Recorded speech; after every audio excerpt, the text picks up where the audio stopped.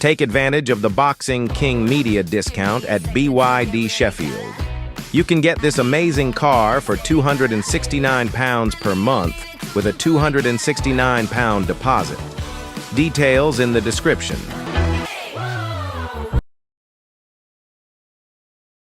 Boxing King Media, powered by BYD. Delighted to be joined by everyone's favourite upcoming heavyweight, Moses Itauma. Am I everyone's favourite? I'd say so, man. You reckon? Yeah. Oh, Well. Who else? Upcoming, I said as well. I think everyone like. Are you talking about in the UK? Worldwide. I think Abdullah Mason. And now I said heavyweight. Oh, heavyweight. Yeah, I'll probably agree with you. Easy statement. We're in a, I think it's Chinese, isn't it? Pak Chinoy. Is it Chinese food? You fan of Chinese food? I am, yes, but I can't obviously eat it too much. But do you know what? I didn't realise how big of takeaways is part of the English culture, you know? Like everybody loves to have a bit of fish and chips on a Friday, a bit of Chinese or an Indian on a Saturday, and then a roast dinner on a Sunday. That's the new norm in the English culture. And then you got the Uber Eats Monday, Tuesday, Wednesday, Thursday. Something like that. Yeah. But no, see me, I was growing up with my parents. My dad's cooking wasn't the best, but like my mum's cooking, she always just cooks Slovak food, so it's a little bit different than just loads of takeaways. So I'm guessing in Slovakia, in your upbringing, that there was no case of like, oh, we're going to order from here today. It's everything's home. We can't order food in Slovakia, man. Like, you can probably in the capital cities, but where I'm from, you can't order food. Yeah. The best thing you can do is order for collection. That's the best thing you got. Apart from that, yeah, you ain't got no ordering food and to your house and Sunday roast and you know what I mean. Not saying it's a bad thing. I like, do you know what I mean? I love. Do you know, the first time I actually had was Sunday roast was when Frank Warren invited me to the Arsenal v Fulham game. That was the first time I had the Sunday roast, and I like the mint sauce. Yeah? Mint sauce. Mint sauce. Okay. I don't know if you've ever had a Sunday roast or not, but I've necked a few Sunday roasts in my time. But you know, in Slovakia, do you know what's funny though? Yeah, this might be so weird that I'm throwing this out there. Do you know what I actually like? Mince pie. No way. That's obviously such a really English thing that I don't know why I just like, and it's even like when I said to my S&C coach that I like that, I was like, yeah, like about all the things I look forward to Christmas, yeah, to have the mince pie.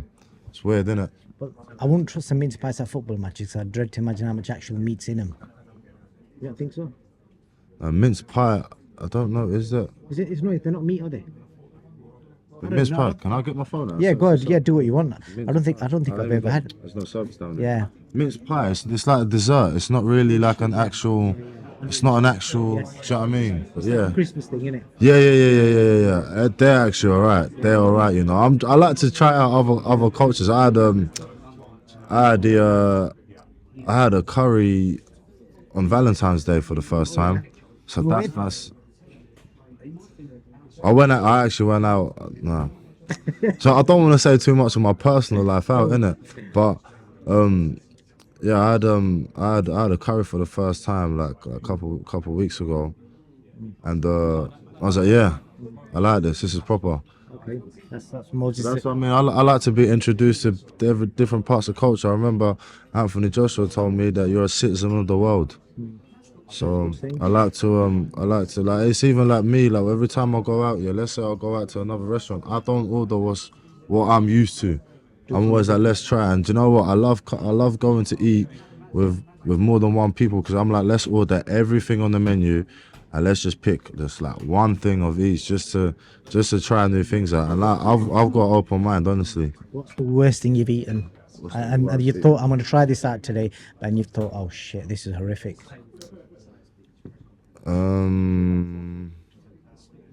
Seafood pasta. There was a seafood pasta which I wasn't a big fan of. I like pasta, but not seafood in it. I'm not a big fan of olives, you know. Not a big fan of olives. I don't think I'm old enough for that. Yeah, no, I think a lot of people tend to like when they get to their late 30s. So you still got time. Exactly.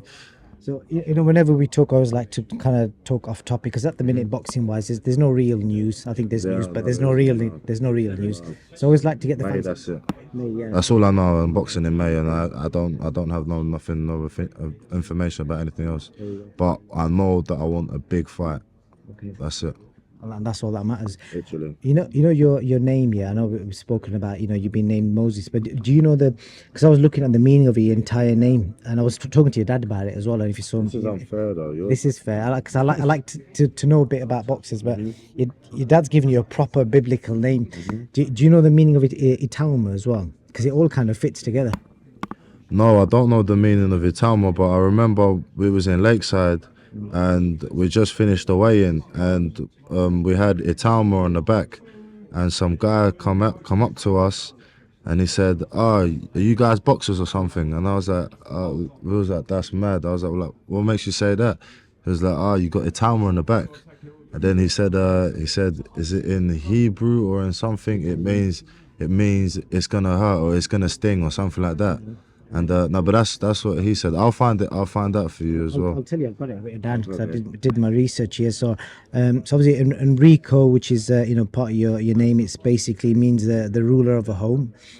Moses, obviously, is a biblical name. It's Moses in all the Abrahamic faiths is the only prophet that spoke to God directly, so you got some serious responsibility carrying that name. And Itauma basically means a deity that is the ruler of land and sea.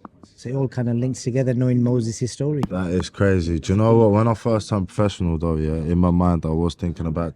So like Enrico is obviously my first name, and I was thinking about changing my name to Enrico, only because like I felt like Moses is such a powerful name. I'd never really live up to the expectations of the name, so that's why I wanted to like change back to Enrico, which everyone calls me Rico for short. And then as I was gonna literally sign the papers to change my name back to like Enrico, my brothers was like, "Nah, that's something to strive towards. That's something to like kind of when time gets tough, like just remember your name's Moses." So yeah, basically means not to mess up. Yeah, do you know how it's pronounced in the so obviously the Abrahamic faiths we're talking about, Judaism, Christianity and Islam. Do you know it's pronounced differently in all three of them? No, you got Moses, you got Musa, and you got, is it what? I think it's Moshe. That's Moshe. yeah. Moshe. There you go. Moshe. Is Israeli, is Hebrew. It's Hebrew, yeah. And then yeah, what's the third one? That's it. That's all three of them. Oh, Musa, Moses, and Musa, Moses, and Mushi. Moishi. Moishi. Same name, but like you said, it's a lot of religious significance. But all three of them faiths believe that he's the only person that spoke to God directly. So, like you said there, you carry a lot of responsibility with that name. I see. The thing is, like, obviously, I don't want to get too much about religion, yeah, but I like to know why people do things in certain religions. Like, obviously, me myself, I'm a Christian, but obviously, I do have a lot of Muslim friends, and when I see them doing Ramadan, and I see them like fasting, and obviously men are not allowed to wear gold and XYZ, I'm like, this must be a reason behind it. Like, it's not that you don't do it for no reason. And when I search up like some of the things of why people do it, I'm like, that's interesting. Like and yeah, I wouldn't say I'm curious, but I'm fascinated. Like my oldest brother himself, he's a Muslim, and like sometimes like I want to do like a Ramadan sometimes for him, just to, do you know what I mean, just to feel like to see what it's like, just being in them shoes. Like me personally, obviously I've done a water fast, which is like no food, just water. I done 3 days, and every Christmas on the Christmas week I fast, and obviously Christmas Day you fast and only eat fish. Like I do them type of things, but like I would like to know what it's like to just, there's a reason why people do that, there is a reason why. And then it's even like I remember when I heard somewhere that like men are not allowed to wear gold, and then I searched it up and it's got something to do with the male reproductive system. I was like, this is crazy. So there must be reasons of why people do that. Exactly, science proves it as well. So I'm very fascinated.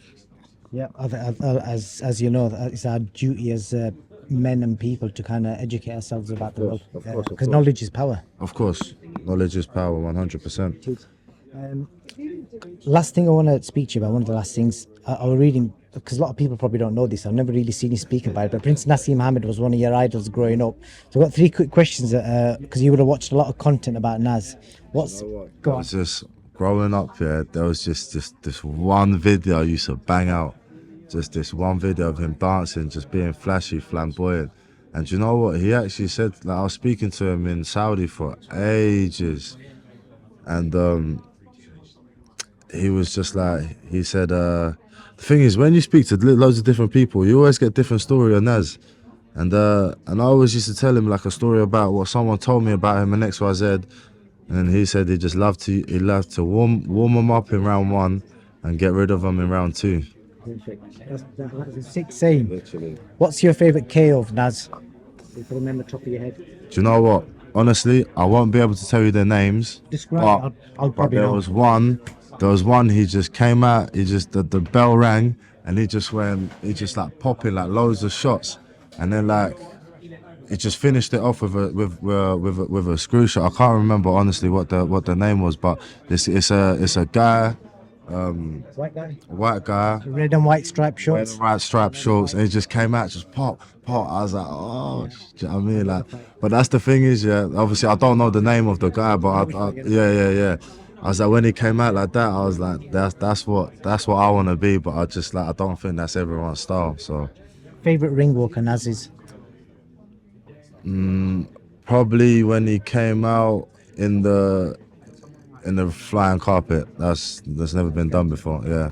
You know, I've actually got this, going off topic, but I've got this sick video of Nas that I made a while ago. It's one of my favourite videos on my page. Watch this. Everybody's always gonna say, yeah, but is your son as good as you? I've seen this. Who's gonna be as good as me? I know this one. Nah, he is cold. He is cold. Do you know what? Actually, Yeah. there was another knockout that I would say that I love about Nas. He's just been hurt, and then he came out, and then he's stumbling all over the place, and then I can't remember what shot he caught him with, but there was like I said, I'm not good with the names, but I know exactly which fight it was, and yeah, that's probably one. Last question for you. I've got to ask you about yesterday. So a big drama with the Chris Eubank Jr. and Conor Benn. Yep. Two kind of questions in one. What did you make of it, and what would you do if you was Conor Benn and somebody went bang, egg on your head? The thing is though, yeah, like Chris is playing the game, so you can't blame him for that. Obviously, from Conor's aspect, that is obviously very disrespectful. And people are saying, oh yeah, it's just he slapped him with an egg. That could be very dangerous. Like that egg could have gone in the eye or whatever. Like, let's say best if the egg would have gone into Conor's eye, the worst case was the fight's called off, and the worst case is endless. Do you get what I mean? So it was a dangerous move, but I don't really want to get too political on XYZ. Like, listen, you have to watch that from a fan's point. Look, everybody's talking about it. It's on everybody's phone. It's going viral. That's what Chris done. That's the reason why Chris done it. So I don't blame him whatsoever. Personally, me, I wouldn't do it. If that happened to me, I don't know what I'll do. But obviously, I get why Conor's angry, because I probably would be as well. But at the same time, Chris is playing the game. He's seeing that Conor's getting angry. Conor's getting hyped up for this fight. So Chris slapped him with an egg. Like, he's playing the game. Chris is playing the game, and I can tell you this for sure: none of this stuff matters. So when you get into that ring, Chris slapping Conor with an egg, that's not going to make him win the fight. I can tell you that for free. Moses, thank you very much for your time. Just trying to think, there's nothing else. I think we pretty much covered. I love having a good catch up with you about most random stuff. But yeah, unless you got anything else to say, I think we're done. Do you know what? I think I want to say this time to say to the people, my supporters. I want to say cool fan, my supporters, to say thank you for. Do you know what? Not even my fans, just boxing fans in general, for just saying a big thank you, because this is a tough sport, and like as hard as it is being like inside the ring, it's a little bit difficult outside the ring, because like boxing is just up and down. It's a roller coaster ride. Things get sorted. Next thing you know, they get changed. People get injured, sick, whatever. and the commitment that the fans have towards the game, like makes me be appreciative to be a part of it. So people that actually go and support these fighters, that you gotta take your hats off to, and I do appreciate every single one of you. That's why every time I see you lot at shows, I'll stand there, take pictures of you, talk to you all day. Do you know what I mean? I love that. And likewise, and I met you in 2022, and there's not many people I would have driven 3 hours down to London for just a lunch interview. You know, I mean, I did it because I genuinely like you, and I've supported your journey from day one. I appreciate it. Thank you very much. Thank you very much. Sorted.